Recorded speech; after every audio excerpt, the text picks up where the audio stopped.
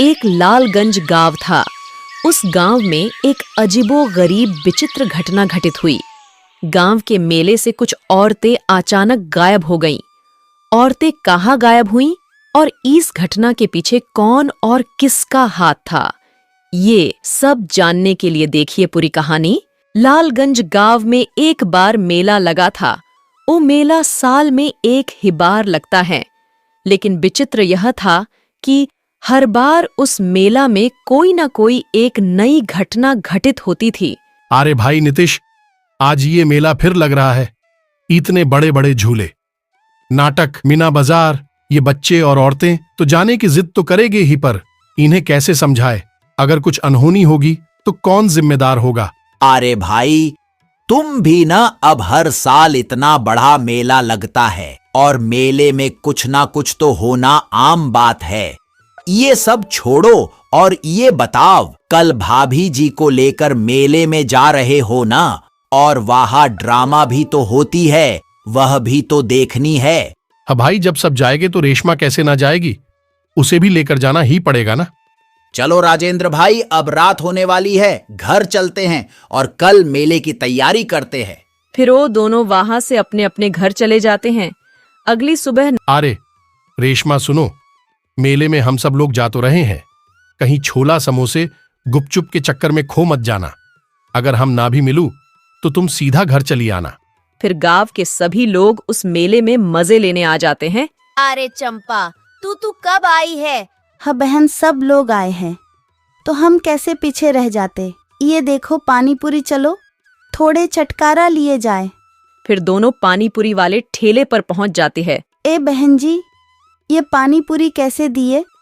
और ये पानी पूरी का पानी लाल क्यों है? अरे बहन जी, आप ना ही जानती कितना टेस्टी है मेरा पानी पूरी। आप खाने का स्वाद लो ना। ये पानी पूरी का पानी अनोखा है, इसी में तो सारा टेस्ट है। एक बार खाकर तो देखो, तुम सब कुछ भूलकर यही खाना पसंद करोगी। अच्छा, लाव दो प्लेट। फिर पानी पूरी वाले उन दोनों को पानी पूरी खिलाती है। अरे ये क्या हो रहा है? सब गोल गोल क्यों घूम रहा है? तुम सही बोल रही हो, मेरा भी सर घूम रहा है और सब कला कला दिखाई दे रहा है। फिर कुछ ही देर में दोनों जमीन पर गिर जाते हैं और ये दोनों किसी को दिखाई नहीं दे रही थी। वहाँ राजेंद्र रेशमा को घर जाने के लिए ढूंढ रहा होता है। रेशमा, ओ रेशमा, अरे कहाँ चटकारे ले रही हो? घर ना ही चलना है क्या? बहुत ढूंढने पर भी रेशमा नहीं मिलती। वहाँ रेशमा और चंपा को होश आ जाता है तो वह देखती है काला साड़ी वाली एक चुड़ैल है। वह उन दोनों को उठाकर ले जा रही होती है। बचाओ बचाओ, कोई है? इस चुड़ैल से बचाओ हम दोनों को। पर ना दिखाई देने के कारण उन्हें कोई भी नहीं देख सुन पाता। चुड़ैल उन दोनों को एक गुफा के पास लेकर जाती है। उस गुफा में बहुत अंधेरा होता है और चुड़ैल उन दोनों को उसी गुफा में अपने जादू से बांध देती है और फिर बाहर आके मेले में चली जाती है। फिर वहाँ चुड़ैल के जादुई पानी पूरी खाने और औरतें आती हैं। अरे पानी पूरी वाली दीदी, पहले हमको पानी पूरी दे दो। अरे नहीं दीदी, पहले हमको दे दो।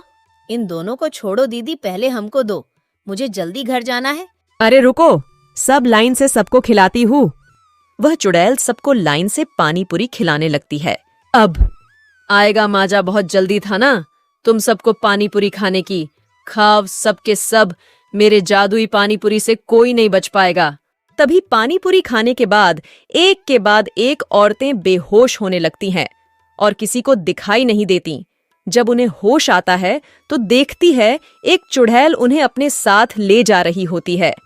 वो सब औरतें सबको आवाज लगाती है, अरे बचाओ हमें, अरे बचाओ हमें, कोई ये चुड़ैल हमें ले जा रही है, कोई बचाओ। पर ना दिखाई देने के कारण कोई उन्हें ना देख पाता है, ना ही सुन पाता है।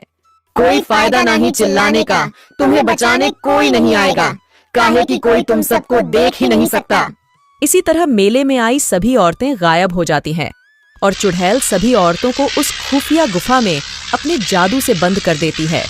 मेला खत्म होते ही सभी लोग अपनी अपनी पत्नियों को ढूंढने लगते हैं। अरे किसी ने रेशमा को देखा क्या?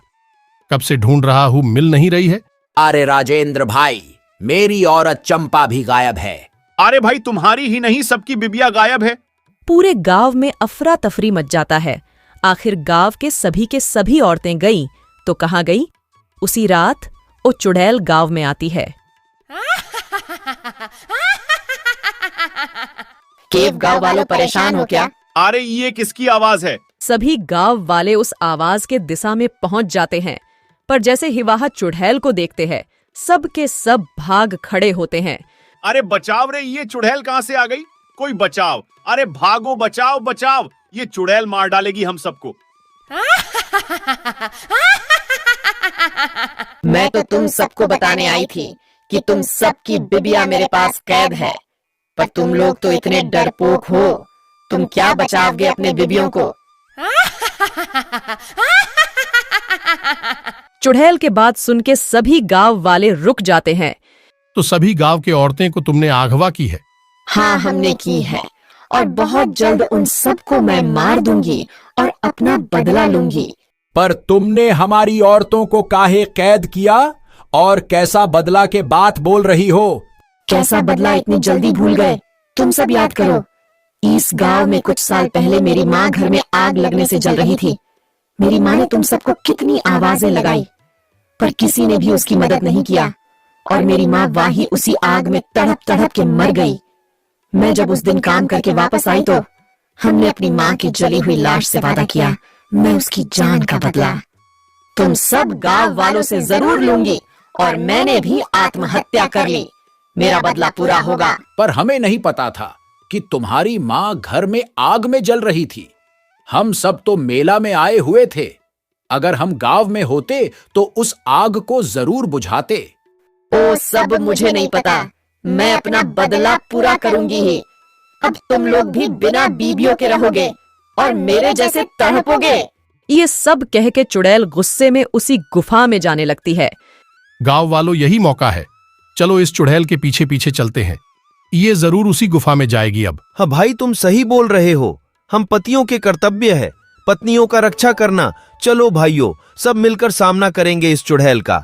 फिर गांव वाले भी हाथ में मसाल लेकर उस चुड़ैल के पीछे पीछे चलने लगते हैं और उस खुफिया चुड़ैल तक पहुंच जाते हैं। चुड़ैल गुफा के द्वार अपने जादू से खोलती है।